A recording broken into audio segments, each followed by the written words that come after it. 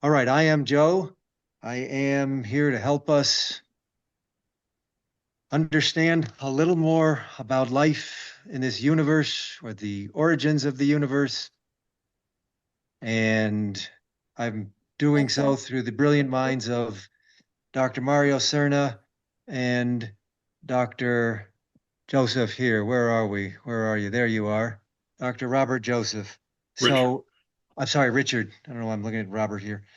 And so, Mario, why don't you tell us just real quickly a little bit? We have it in the bio, but give us a 10, 15-second summary. And then same with you, Dr. Joseph, and then we'll go. All right. First, thank you very much, Joe, for having both me and Dr. Joseph on this this event. I've joined a few times before, and it's always been, as everybody else said, very enlightening, and you learn a lot about both yourself and others. Mhm. I got my PhD in physics from Oxford, and from MIT and the Air Force Academy. My background is I spent the last 28 years in the Air Force as a scientist for the Air Force. But during that time, about 15 years ago, was it 15 years ago, 10 years ago, somewhere in that range, my kids were being homeschooled, and they met Joe and Yael at a homeschooling event. And from then on, it was at our house every twice or three times a week, in which we would discuss these topics over and over and over again. And each conversation was deep and foundational and really fun. Years later, I worked for Dr. Joseph. Dr. Joseph was the chief scientist of the Air Force, and I was really privileged that he selected me to be his assistant for 2 of the years that I was at the Pentagon. And I'll let him go over to give his introduction, and then we'll go into the topics there. Beautiful. Thanks, Mario. All right, Dr. Joseph, you have a great last name. Yes, it is. Thank you. Um, well, I'm pleased to be here. I do anything for my rabbi, and that's how I refer to you when I say to people, well, I was just talking to my rabbi. And they say, really? I thought you were Catholic. Yeah. Uh, I, I don't, I guess to begin with, I was born in upstate New York and found my way I went to college at Georgetown University, and I was uh, delivered into the hands of the Jesuits for 4 years. Um, and then I got a bachelor's degree in physics and a minor in philosophy and theology. Um, and I then eventually went into the Air Force. I spent 10 years in the Air Force. I got the idea, and um, my assignments were very interesting. I did research assignments in uh, biological effects of radiation, and I then taught at the Air Force Academy, lived in Colorado Springs for a little more than 2 years, and then moved with my family to Los Alamos, New Mexico, and I just fell in love with a place that was dedicated to physics. Um, and I have been there now for, well, I've been there for more than 40 years. Um, but with major movements to Washington for 3, 4 years at a time. And as Mario said, I acted as Air Force Chief Scientist for a little more than 3 years. And Mario, I was lucky enough to have Mario as military assistant. Um, he probably knows more physics than I know, but we worked together really well, and it's a good thing because we were all alone on the air staff in terms of our scientific background. Uh, I live I have, let's see, a wife, and we have 5 children, uh, 3 boys, 2 girls, all adults now. We have 14 grandchildren. Um, let's see, 9 of them live in Colorado, live in Littleton or in Erie. And it's funny that we lived in Colorado Springs at one time, and they all made their way back to Colorado. Then we have 2 grandkids uh, in the Seattle area. Um, but pleased to be here. We'll do our best with this physics stuff, but you know, imperfection is the way of the universe. So please don't be too disappointed if you don't understand something or we're not very clear. This is a sort of a pressure type situation for us. And Joe always asks me these hard questions, which are the simple questions like, why does a particle have charge? And, what do you say? Maybe Mario has an answer for that. Might be a good first question, Joe. Maybe a second question. All right. What? Thank you. Thank you. And Mario, you also have wonderful wife Laura, and your children are stellar. Your children Thank are you. stellar. Yes. Unfortunately, they're at a concert for their school, so I'm sorry they're not able to be here. I know they really enjoy being able to hang out with the group in Yael and your visits every time they come. Next time we're going to do number 2, the session 2. I just didn't tell you that in the beginning, and now you're obligated. Thank you for agreeing. All right, here's my first question. I want to start off again. Remember, as Sherry said, you are dealing with, let's just say, for me, Idiot's Guide and Dummy's Guide to Physics would be like PhD level physics. So let's try and keep it maybe at master's level dummies instead of PhD dummies. But this is a world that really I have on the I have sometimes simply no even ability to comprehend the basics of some of these grand ideas and mathematical computations. Before we get into the specifics, could you start off with, we'll start with Mario with the first question. What exactly is physics? What are some of the branches? And again, this is our first offering. We will cover more in the second conversation that we have. But what exactly is physics? What does physics do? What are some of the branches? And then I'll just go in a few areas that will help us maybe dig deeper into some topics, and then we'll allow the audience to explore areas that they're interested in. Okay, so I'd say physics is the study of patterns in nature. And mathematics is the study of patterns. And so you end up with a lot of mathematics to understand the patterns that nature gives us. One of the first enlightenments that I think I got from Joe coming over to our house during homeschooling was that, to me, there was always a question in the first place of why are there patterns and should there be patterns? And what Joe pointed out was that historically, one of the real alignments behind the creation of the foundation of Judaism and the Judaism's strong tie to science was that monotheism, the idea that there's one God, creates one sense of order instead of having multiple gods saying that things are chaotic and it's not understandable. One God can create a pattern, and the study of that pattern, those patterns, the search for those patterns, is what physics is.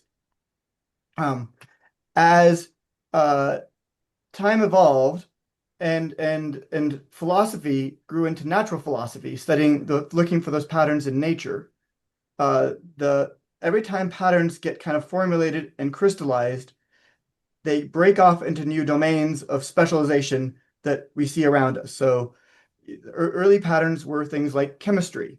So the original chemists were physicists just looking for patterns in what they saw, and that came out of the alchemy tradition. Later, you have the physics coming from the way that the machines work and the structures form, and that eventually forms into like electrical or mechanical engineering. Around 150 years ago, Maxwell started to create patterns for how electricity and magnetism worked, and that became electrical engineering. But behind each of these engineering domains remains a physics foundation that continues to try to search for the frontiers in that area.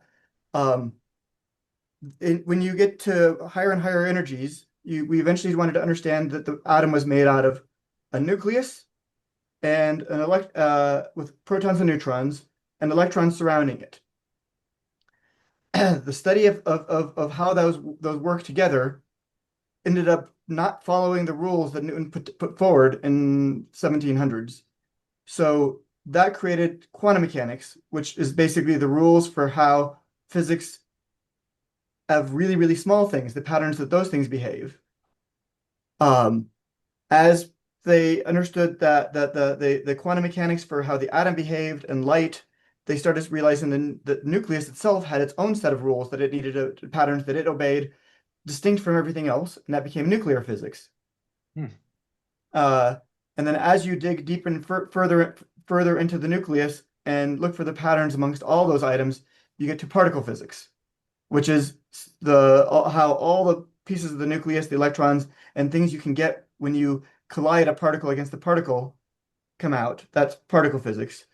And then those are all of the elements of physics that we can touch and run experiments with.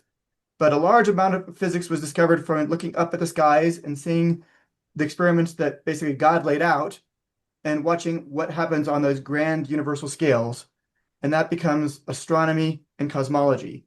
Astronomy being the study of the stars, and cosmology being the study of the really long structure of the universe's history, with the amazing realization that science can tell us it even likely had a beginning, which was something we didn't know 100 years ago. So Hmm. all that, I think, covers a lot of the domains of physics. I'm sure there's still more, but at least it gives us a starting point. Yeah, that was actually wonderful, wonderful, and we will touch on some of these. Some of my questions target a few of these areas, but we'll go from broad to more narrow. Uh, One question I'll go back and forth between you, and if there's anything either of you want to add to the others' comments, feel free.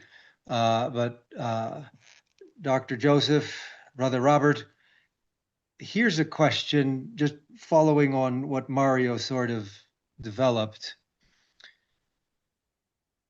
How do we understand, starting at the particle level, how can you help us understand how physics can actually determine these structures, these particles that are so small that we have no way of really even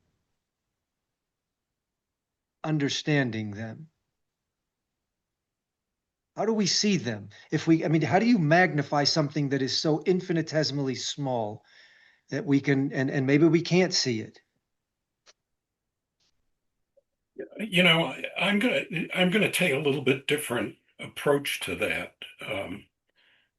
Uh, Physics is about understanding the patterns, but it's more than that. It's Okay. understanding the forces that make the world move. So let me give you an example of an organization. You could have an organization that has this department and that department and this division and people in all these different jobs, but that really doesn't define the organization. You need to add what are the forces that make everything move. And the forces can be the interactions between the people. It can be the historical interaction of the various departments.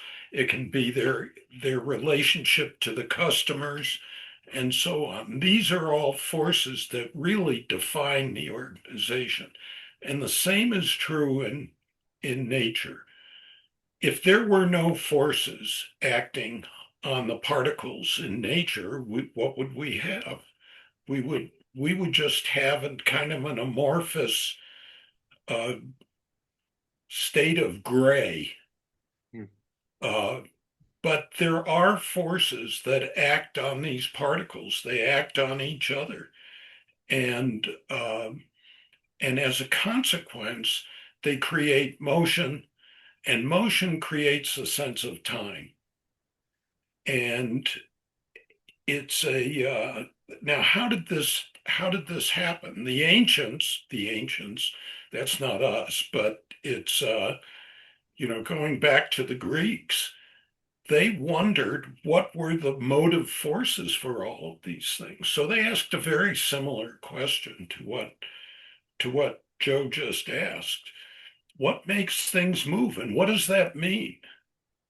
Um, and we've been wrestling with those issues ever since. Now, what that gives rise to when something moves, it's no longer in the same place all the time. And so you may notice that you watch its behavior and say, if if we had a ball going through the air and it just goes in a nice straight line, uh, not very interesting.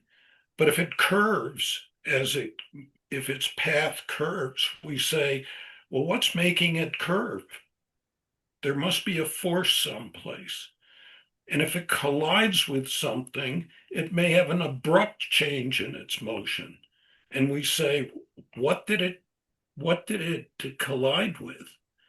And so the investigation of the various small comes from indirect evidence that says, well, we fired these little particles into this target and they came and a whole bunch of things came out. Why is that? What's there? Richard Feynman, a Nobel Prize winning physicist, once said that particle physics was a lot like slamming two watches together and looking at what comes out, springs and gears and all of that. And from that, trying to figure out how the watch works. And so it's these interactions, it's the dynamics um, that that gives us more clues about how things are put together and what the forces are between them. Okay. No, thank you. Thank you. And Mario, could you then, talking about these particles, how can we actually see them? How can we, the resolution that you must have on these microscopes has to be so expansive. Can we actually see an atom? Can we see a neutron? Can we see an electron? Can we see the quarks or the other particles that we now know make up the protons and so forth? How do we see them? All right, is it possible for me to share my screen here? Yes. All right, let's see here. I'm gonna grab Should be shareable. there we are, share. So tell me if you can see what you see here. Oh, yeah. What is that? Is that the particle accelerator? That is the particle accelerator. Okay. So this is the modern version of a microscope. And what I'll try to do here, and I can't see what you see, so I'm hoping that you're just seeing this tunnel that's underground in Europe. Yes. And in there, they have these tubes that are essentially freed of all the air. They take all the oxygen, all the nitrogen, all the air out of those tubes. And then they run some type of particle, like a proton, which is basically hydrogen gas, and you heat it up so that the electron comes off. And then you have a proton. And then you can accelerate that proton between voltages, like positive and negative voltages of a battery. And so each of these regions has kind of a positive and negative voltage two sides of a battery, pushing in this case the protons forward as they go around this giant loop. And then once they go around enough times, they get near the speed of light, and then you ram them into each other. And at the point where they collide, you place the machine. This is the Atlas detector, and this is essentially a whole bunch of cell phone cameras. So what I mean by cell phone cameras is that if you look at your cell phone camera, it's got a detector in there that detects when some type of an energetic particle lands on it. In this case, it's light. So when you turn on your camera or you turn on your webcam, that's a detector that tells you that something hit it. And in most cases, we do that with light. But there's a trick you can do that if you take a piece of cardboard and you cover up the lens of your cell phone camera, there's an app you can get that turns on and off various times, but the app basically says, are you still seeing anything in your cell phone camera when there's no light coming in? And the answer is yes. You're seeing cosmic rays that go through the cardboard or the covering that hit that detector in the same way that light does. But rather than having a small detector the size of a cell phone, you go to a giant version of it where you put a whole bunch of these together, tiled in, so you can see light or energy that travels out from the center of this collision in all directions. And so that forms these kinds of tracks. So you can see that after the collision happens, you can see that things leave that track in certain directions. And what you do is you look for patterns in those collisions. So a famous pattern that happens is if you collide an electron and a positron against each other, and you look for what comes out, and you measure it. You measure all the stuff that happens, how often it happens, etc. And you do that again and again and again at a certain energy, you'll get a certain amount of scatter. And you just want to count how much scatter you see. And if you plot the amount of scatter you see versus the energy of the collision, you end up with areas where they scatter a lot, where there's a whole bunch of things that collide, and areas where they just don't collide much. They just refuse to see each other. They're smaller, so to speak, relative to each other. And these plots are where we see the discoveries. This is where, when we say that we've seen a Z boson, it's because we see this increase in the number of times that they're willing to collide and create a spray of stuff. So I'll pause there, but that gives you a small sense that of how you go about seeing things that are so small that they are inside of the proton and 1,000 times smaller, and they only live long enough to travel millimeters is through these kinds of patterns.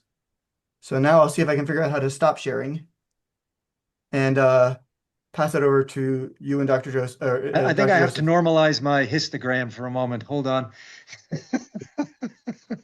Well, wow. Let's maybe bring it out a little more. A few of the areas that I'd like us to explore now that we have just at least something on the micro level. I would like to begin exploring the idea of origins. Now that we know what the stuff that we see in the universe is made up of, just infinitesimally smaller particles. We'll go back to origins and that infinite, at least according to the Big Bang, that one infinitesimally small point of existence in the universe that generated everything.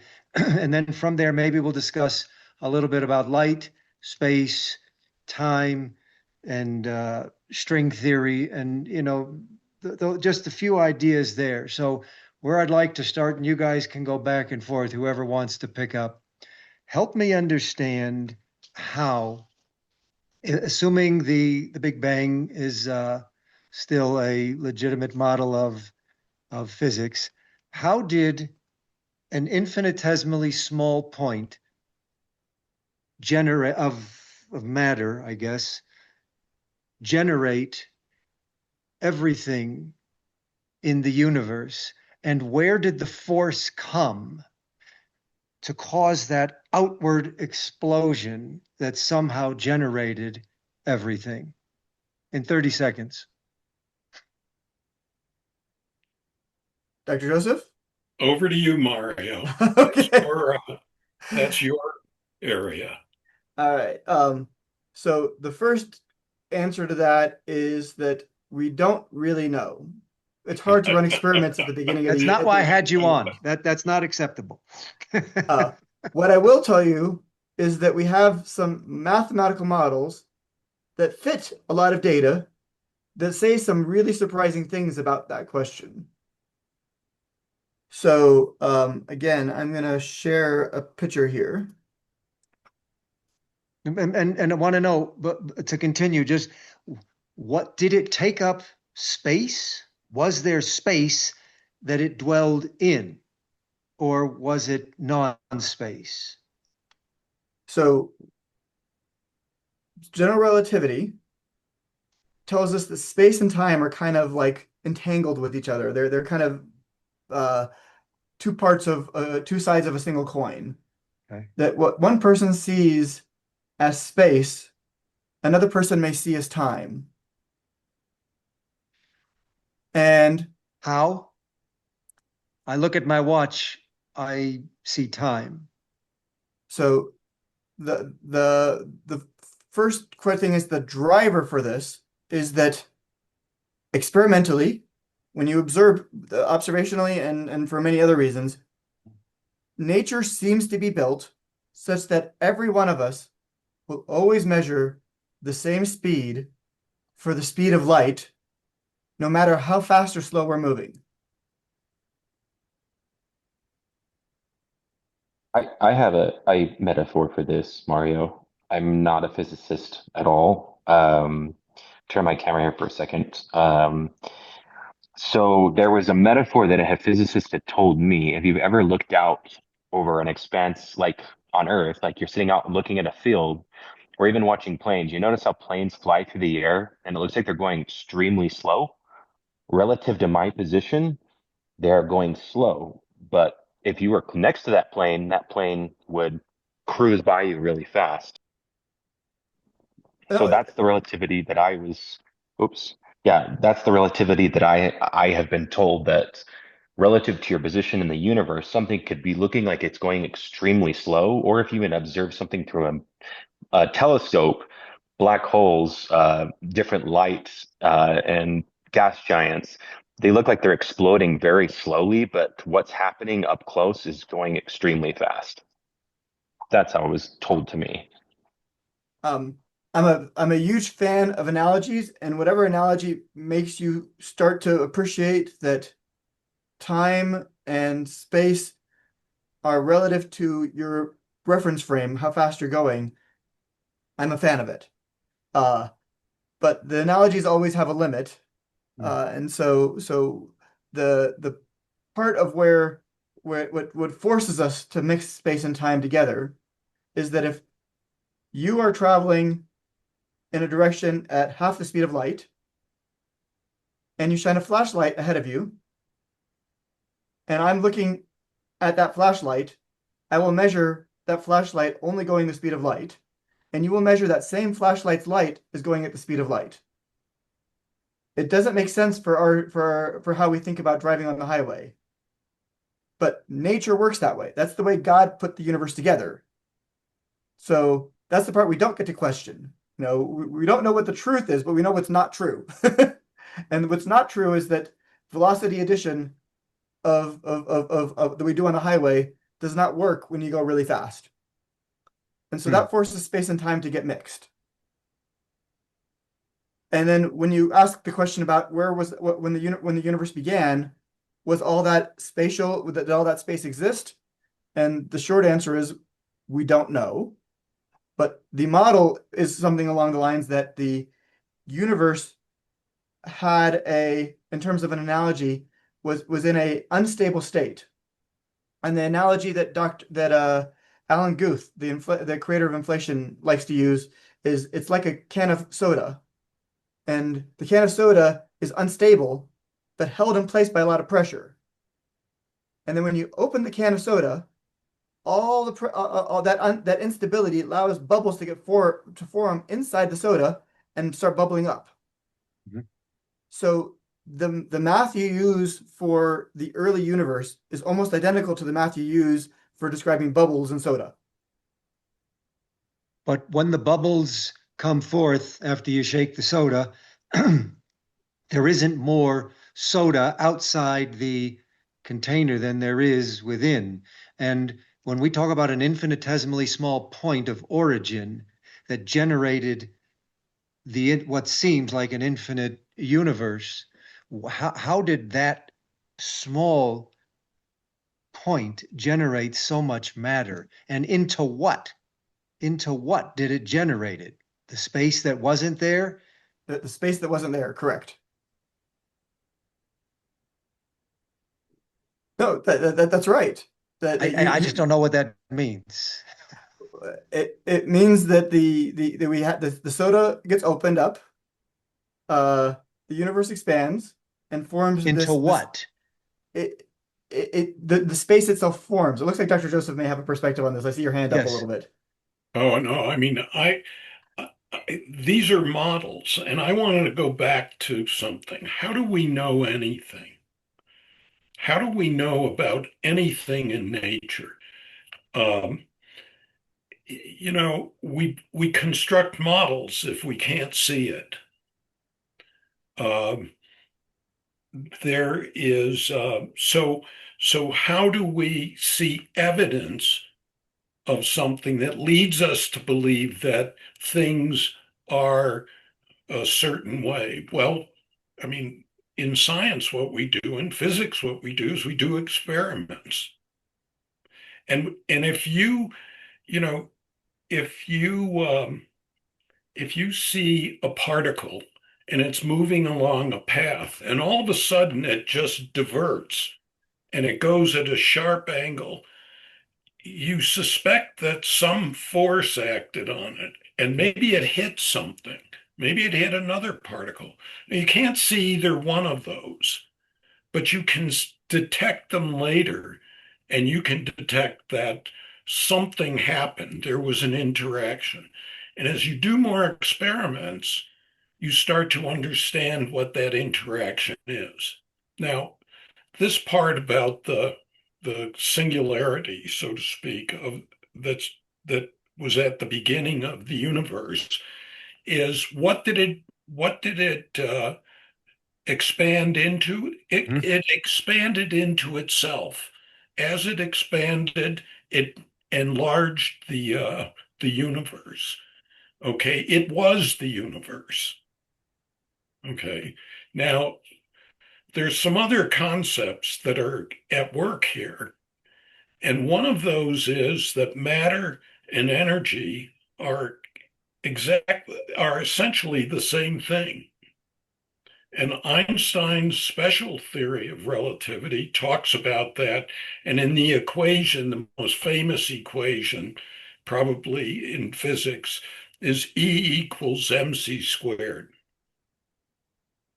It says the energy represented by a particle with a mass is the mass times the speed of light squared. Now, there's a derivation of that, but the point is that if you have everything stuffed into a very small space, is it mass or is it energy? And the answer is yes. And and and under certain conditions, it will manifest itself as a shower of particles, for instance. In other cases, you don't see anything, but you see that it's capable of giving massive particles energy. It can make them move and can make them speed away. There's some people, by the way, who say there are two kinds of things in the universe. There's matter and doesn't matter. And that's a favorite line is to say to somebody, you know, there are two kinds of things in the universe. There's matter and doesn't matter. And what you just said is an example of the second one. Oh, But all right. look, it's matter and energy. Now, how do they are different forms of the same thing. And how do you know? How do you know if something is a particle or is just a form of energy? It must interact with something, and that tells you a particle can bump into another particle and give it motion, but so can this electric field that accelerates particles in the particle accelerator can make that the particles that are in it move and speed up. So, you know, you go back to how do we know anything? Well, we make observations and then we make plausible arguments on what can explain that. And then we say our arguments imply other things. And so we go do an experiment and say, all right, our plausible explanation involves something that said that if you put a proton next to this particle, this should happen. So you do that. And then you look to see what happens. And sometimes exactly what your plausible argument suggested does indeed happen. And other times something else happens. And then you have the problem of saying, well, wait a minute. And then more likely, sometimes the plausible answer happens, and sometimes the one you didn't expect happens. And then you say, well, what's the difference? What decides which way it's going to go?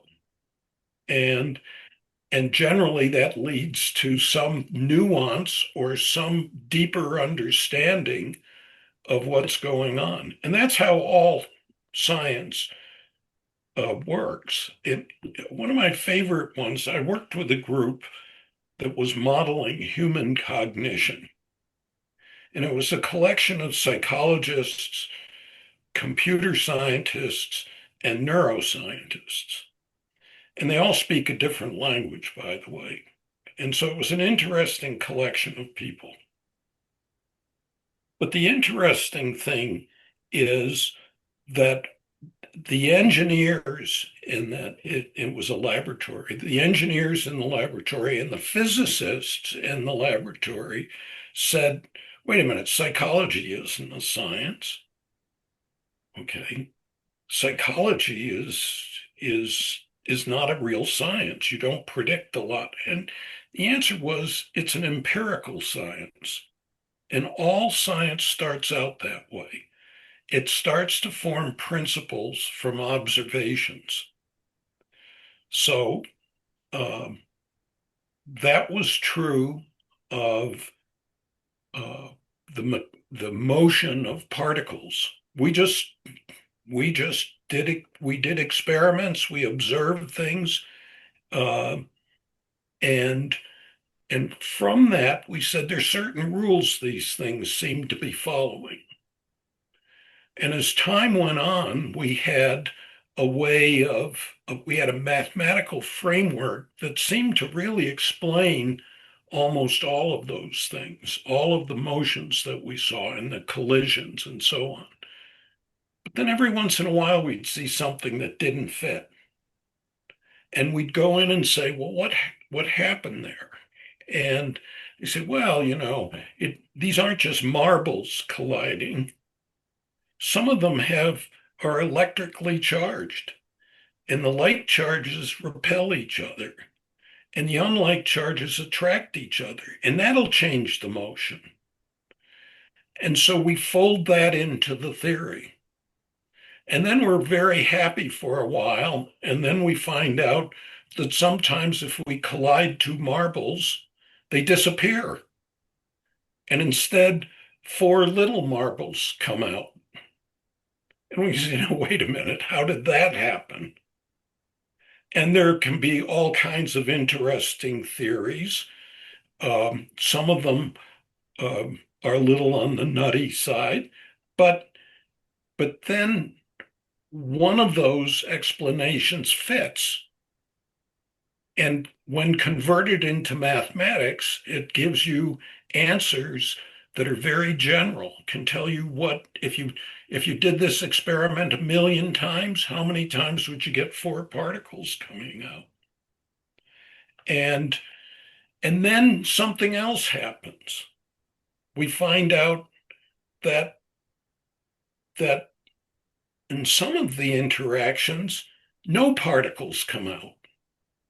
It's just a big flash of light. And you say, well, wait a minute, what happened to the matter?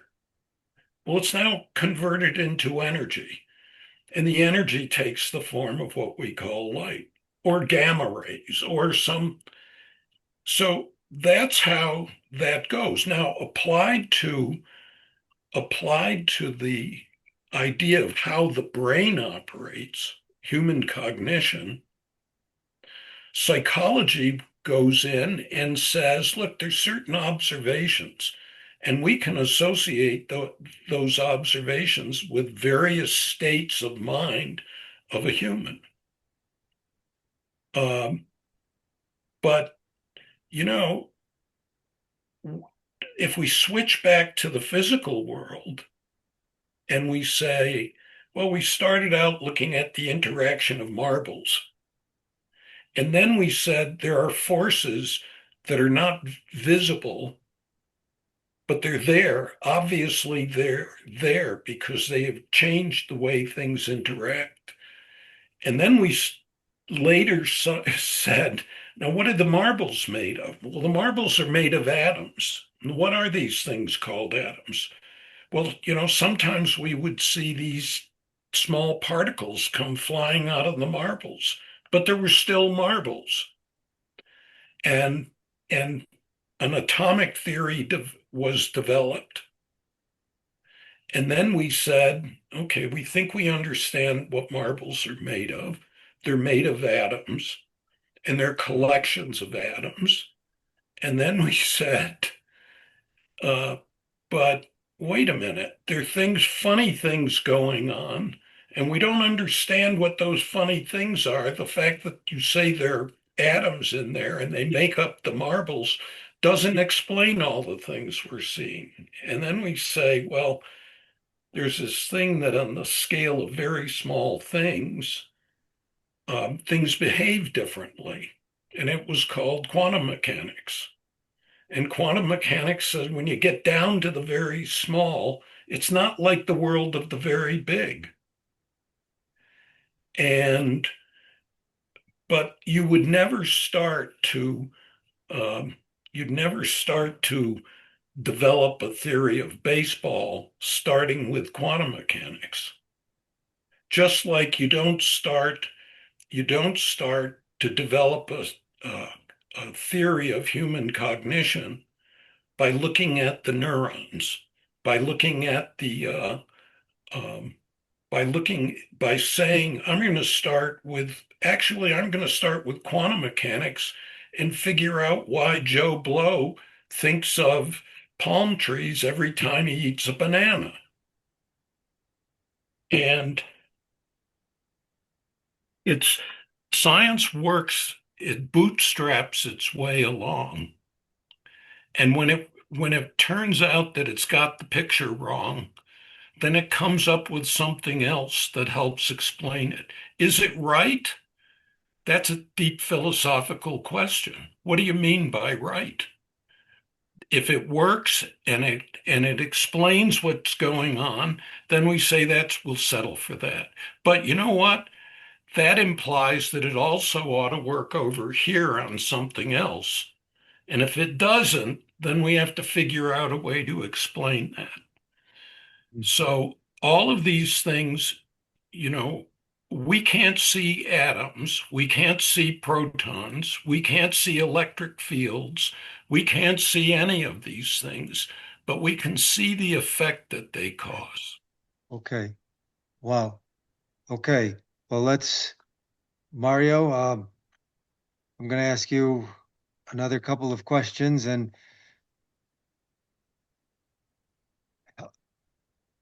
how do we, speaking of light, because you've been speaking of light and speed and time and space, and they're all sort of this fabric that are interwoven. How do we measure? I know we said we can't measure now. We can't see protons, neutrons, electrons, quarks, and so on. How do we measure, number one, the speed of light? And why is it that if you approach there or reach the speed of light, time stops? And how can the universe be expanding faster than the speed of light? You're laughing. There's like 3 questions in that one. Yeah, So I was going to Yes, say there are 3 questions there, Joe. that's right. ABC. all right. So question number one, how do we measure the speed of light? Yeah. So the the first piece is you have to come up with a way of synchronizing things in some way. So you have to have, and this is actually a loophole in the argument that we'll avoid going down right now. But if you set up a bunch of clocks and you agree that actually probably the best way to do this is how the speed of light was first measured, which was by looking at the orbits of the moons of Jupiter. So around 1700, I forgot the exact year, and I forgot the name of the scientist, but they had clocks on Earth that could we were maintaining between all the various things time to within a couple of minutes per year. And it was a high effort to maintain that type of time, but we could.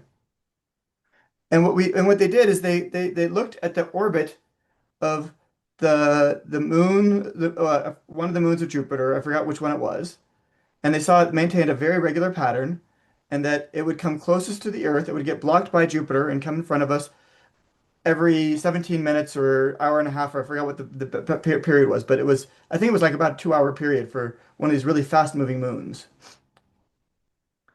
And then when they watched Jupiter go, that was when Jupiter was nearby us on the Earth.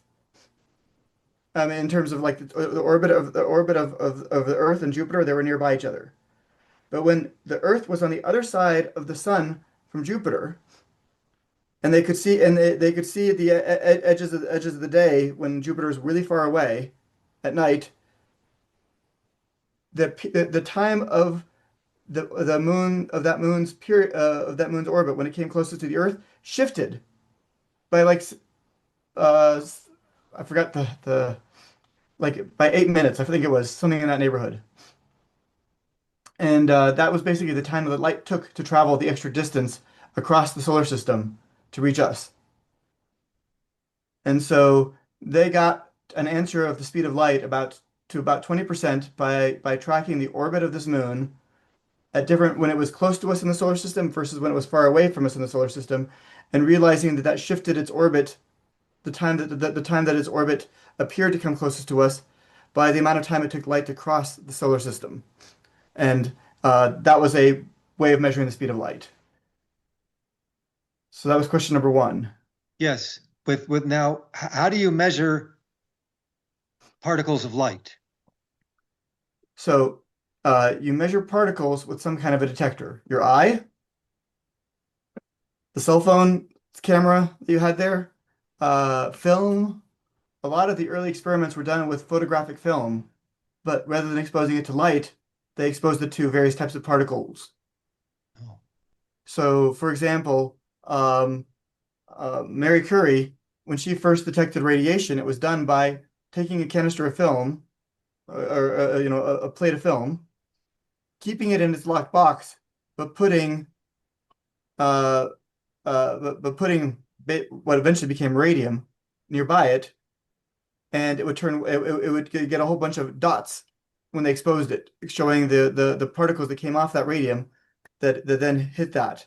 So light and particles are all detected by something that basically records that energy deposition, whether it's film of the old sense or film of the new sense. right? And now the speed, why can't you travel faster than the speed of light, although somehow the universe itself is expanding faster than the speed of light? So let's go back to Dr. Joseph's axioms here that we don't get to tell God how he built the universe. We get to measure it. And whenever we measure it, we then figure out what rules God put into it.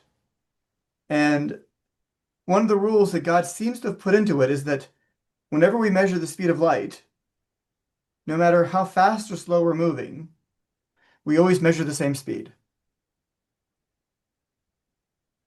And historically, a lot of people thought this was absurd.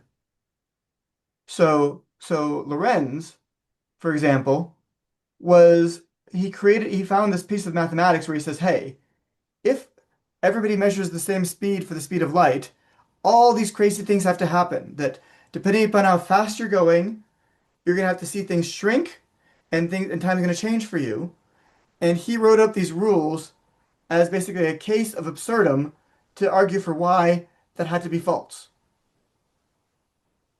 And Einstein turned around and said, thank you for deriving these rules. I'm going to take them seriously. And out comes E equals mc squared. So the fact that it seems weird is normal for us, right? That's what, if you're a thinking person, it should seem weird. But what's more amazing is that this is just how God put the universe together. That time slows down as you're moving fast. And it slows down when you're deeper in a gravitational field. So if people have seen the movie Interstellar, that movie has the astronauts go into a planet near a black hole. Time slows down. He comes out from that planet, and his children are 80 years older, and that you can measure that readily in classrooms nowadays. And what you do is you compare an atomic clock, which you can buy for about $3,000 off eBay, to a GPS. So if you take a GPS signal, GPS doesn't report real time. GPS actually reports to you time at sea level. So it gives a time corrected to report to you that if you're at sea level on the Earth as it's spinning around, it's going to report to you the time evolving for that person at sea level. But if you're in Colorado and Denver, your time is faster by 20 nanoseconds a day than GPS reports. And that's well within the accuracy of a $3,000 eBay atomic clock.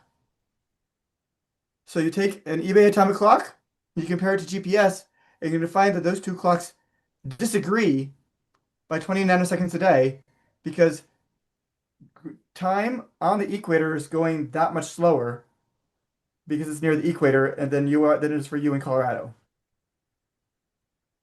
Because at the equator, you're going faster. And you're deeper in a gravitational well. Right. That too. And then if time slows down as you approach the speed of light,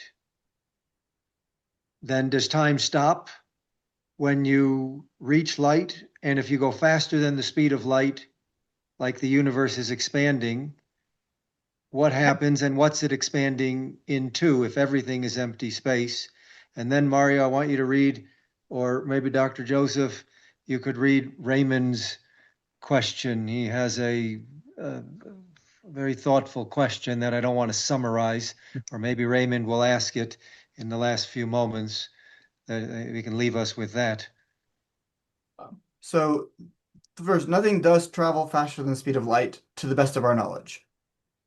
If there's anything that appears to travel faster than the speed of light, it's because of relative, if you're taking a flashlight and you sweep it across the room, the flashlight could in principle move across that the light of that flashlight as it's hitting the wall could appear to be moving on that wall faster than the speed of light. But that's not information moving there. It is just simply that the signals arrive there in that pattern, in that order. So So there's is the nothing that universe expanding faster than the the, speed of light? the universe it has horizons that limit how far we're able to see. Uh-huh. And some of those things you could look at as being faster than the speed of light from some vantage. Ah, But I'll think that's probably enough of a details on that one. yes. Um, Okay. so do we want to have Raymond read his, or Dr. Joseph, do you want to read it in, or Well, try and I answer? read it. I'm not sure I understand it. Um, it says everything said so far regards scientific explanation. No mention of any other kind of explanation. Indeed, after Darwin, for example, we do not need to have a non-natural explanation for the creation of species, including us. Do we at any point need what might be called spiritual or divine explanations? Referring to a comment made early on this evening, I'm somewhat doubtful that a god or designer of any kind can explain why an elementary particle has charge. Or might it be that explanation is not everything? There's perhaps also illumination. Um, you know, it turns out if you want to explain whatever explanation you use to explain what you see, it must fit everything. And you don't get to just describe one aspect of what you see. You have to you have to explain all of the things that are associated with that, whatever it is, an interaction or and if you choose to call it the God force, so then fine, that's okay. But now apply it to other things, and you come to know what the God force is. If you know, at one point it seemed to me that what God did on the creation of the universe is he went out and he lit the fuse and he ran, and it went off with a big bang. And he turned around and looked and said, "What the heck did I do? Look at this. Wow." Because that set in place the physics of the universe. And it's pretty wondrous. And what we're doing is just trying to figure out what happened and why it happened. And you know, we have made great progress, but not nearly enough to explain everything. And I don't think we pretend to explain everything. And you know, if we want to use a supernatural explanation for things, then we have to explain the origin of the supernatural. And that gets even harder.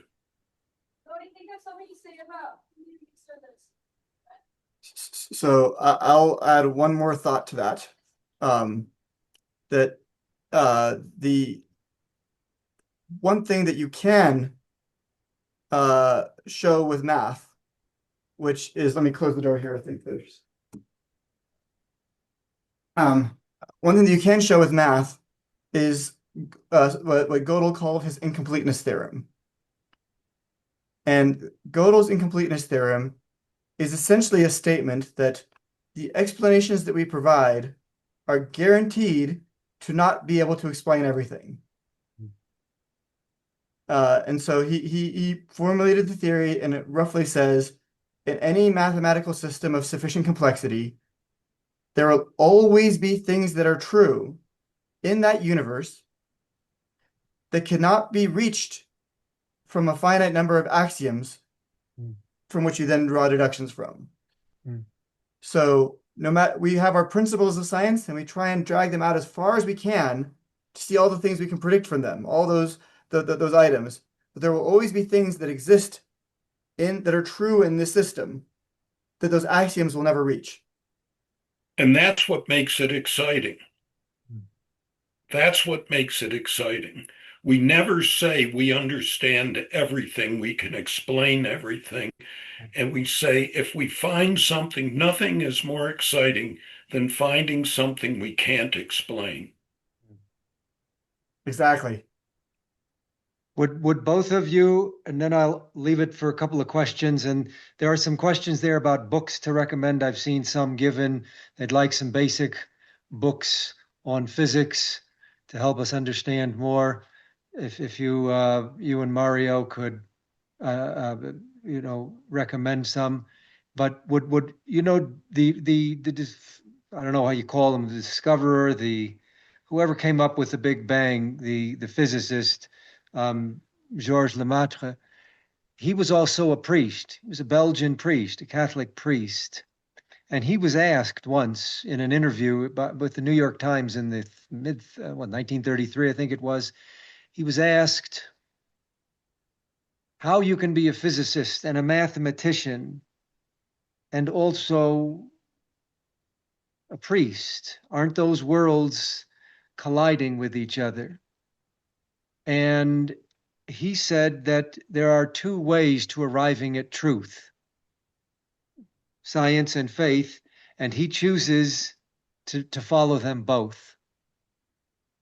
And I'm wondering, today in a lot of the scientific world, or at least the popularizers of science, and they're great scientists like Richard Dawkins and company, they find a great gap between reason and faith, between science and faith.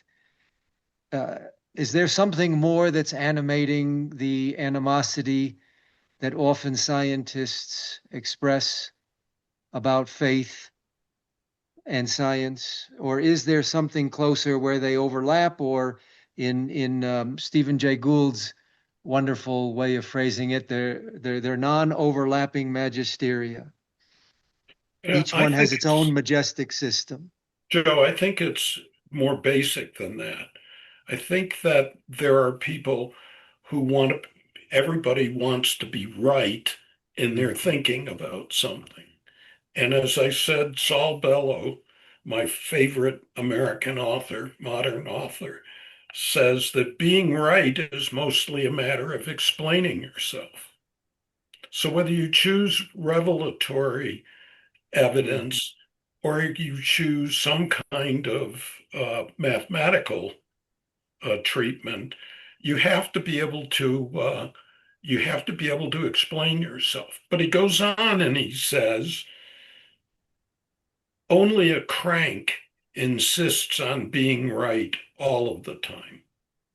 So being a scientist or a priest or whatever means having a certain amount of humility, Mm. that there are limits to what you understand, and that sometimes you'll go out on a limb with an idea that it turns out causes the limb to break, and then you get to experience gravity at its best. But it's when I read Dawkins, he has figured things out and he is sure that he is right, and he is right in every aspect of it. And that's non-scientific. Okay. It's just not very scientific because we don't know everything. And if you investigate long enough, you will find an exception to his rules. Mm-hmm. Thank you. Neil, I saw you had a question. Yes, I'm just thinking, with the advancements that we're getting now with artificial intelligence, with quantum computing, is that a fearful time for physics, or is that exciting times? Um, and it's easy to look back and kind of determine the window of what we've been able to learn over time. but with these advancements, is there a kind of a speculation as to how much faster we're going to learn in the future? What do you say, Mario? Mario? Mario? Let's see here. So I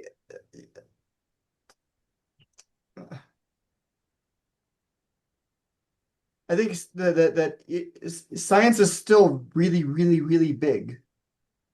And it's hard to learn any reasonable fraction of it. So there is a certain amount of faith you have to take everything other than the sliver you're studying on, in which faith covers the rest of that science world. There are scientists that are still deeply religious. I put one of them on the chat. His name is Paul Davies, and he has a popular physics book called The Mind of God. And he also wrote one of the best textbooks on quantum field theory and curved space-time. Wow. So he's definitely a very solid physicist. The way I describe it to students, and I think we've alluded to this a few times, is that science can't really bring truth. Science tells you what is not true. There's no way we can prove any of the theories we have in science. What you can do is say, here's a model. It predicts this. Does nature do this? Yes or no? And if the answer is yes, your theory is not right. It's just not wrong. And you do this a lot, and you're left with a very small number of things that are not wrong. Sometimes I describe to students that science is the game of battleship against God, because you never get to see the other side of the board, but you do get to say, is there a battleship there? And ironically, this has been a back and forth tennis game in the nature of the philosophy of science over the last 400 years. So if you read Copernicus, he explains that he's got a model that makes it easier to find the positions of the planets. He publishes his book. The Pope doesn't mind. Galileo comes along and says that the planets are moving around the sun, that there's a truth statement to be made there. And ironically, the model that Galileo puts forward does not explain the positions of the planets as well as the epicycle system from before. So the data was actually not on Galileo's side. It wasn't until we discovered the planets traveled in ellipses, not circles, that you were able to get better agreement. But so Galileo goes out on a limb claiming the mantle of truth. And then out comes Newton. And in the Principia, Newton goes in and says that I have to do something really, really horrible for a scientist. I am proposing that there's a force that we cannot see, that the planets are being pushed not by angels as to keep them along forward, but by angels pulling them towards the big massive sun. He doesn't get rid of the angels, he just changes which direction they're pushing. And then he gives an apology and basically says, I can't explain it. It's just a model. I can't claim any version of truth because I can't understand where these forces are coming from, but the data works. The model seems to agree. And then you zoom forward a couple hundred years and scientists can become very, very confident in their ability to model things. And out comes quantum mechanics, where your ability to make any absolute predictions disappears, where everything is probabilistic. And then we're finally left with the statement that we cannot know the absolute foundation of what's going to happen. We just have models that seem to agree with observation. And that version, I think there's a guy named Popper, philosopher named Popper, that pulls this quite heavily. That Karl Popper. We can't. The science doesn't really give us the truth. It just tells us what is not true, and that in and of itself is a type of truth. And then religion has to fill in the rest of the why. and they should be consistent with each other. If your religious approach is advocating something contrary to what we observe, probably it goes against that monotheistic foundation that you and I discussed 15 years ago in a house in Colorado Springs. Hmm. Over. Yes, sir. All right. Thank you. Next time we'll discuss black holes, wormholes, dark matter, and all the other things that are out there. I want to leave with one question from Sherry, and maybe if somebody else has one question. But Sherry was speaking about, she asked the question about quantum physics and quantum energy. Is there research going on in quantum healing? And that might not be physics, but do you think this carries over this world of energy that is out there that somehow we can explore in terms of healing, quantum healing? It may be out of your reference zone, but that's just a question I thought. What a beautiful question that we can harness the universe to heal. Well, I would say Mario's the theorist, so he's more likely to be able to answer that question. I'm the experimentalist. And my answer is always go back to experiments. Okay. That if something is repeatable, if it's falsifiable, Hmm. then you have something. To explain, if it's and medical experiments are incredibly difficult to work and even prove efficacy for. Uh, the one of my favorites is the effectiveness of placebo surgeries. Hmm.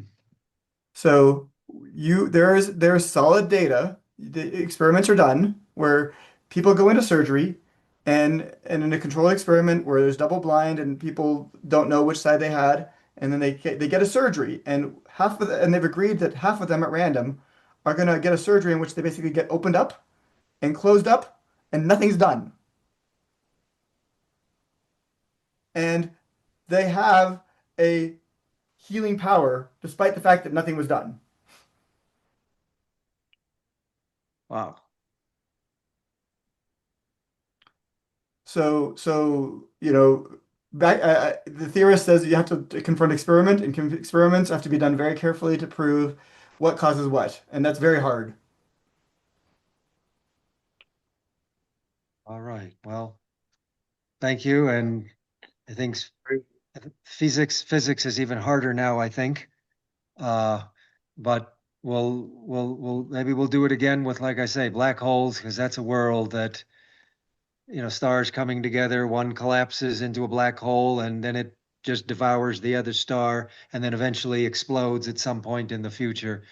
Uh, we'll work it, we'll work out that world of black holes, maybe next time in dark matter, dark energy, what else is out there that we don't know and how we can discover. And ultimately, all of this is I think, a metaphor or symbolic of we don't know the world without, but we know it's expansive and infinite, and there's probably a world that we don't know about within, which is also equally expansive, equally beautiful, and equally infinite. And I hope we all explore both of them. And I hope we come back next time on our next study, and we'll learn more together. So, if anybody has any parting words, Sherry or Neil, if you want to just Joe, I I'm going to send you an article by there's a guy named Ethan Siegel who is a scientist, and he has just published, I think, 4 articles on the connection between religion and science when it comes to things like the Big Bang. hmm. And they came out this week. Oh, wow. So I will send those to you. I think they're pretty readable. I'll send them to you too, Mario. Thank you. And Thank you. Great. Yeah, thank you both so much for really helping us to attempt to understand this grand universe, however it came into being. And there's so much more to understand, again, both without and within. And I look forward to our next discussion. Thank you, Sherry, for hosting us. I'm going to learn how to do it. AC is going to walk me through. And Neil, it's great seeing you this weekend, celebrating Hanukkah.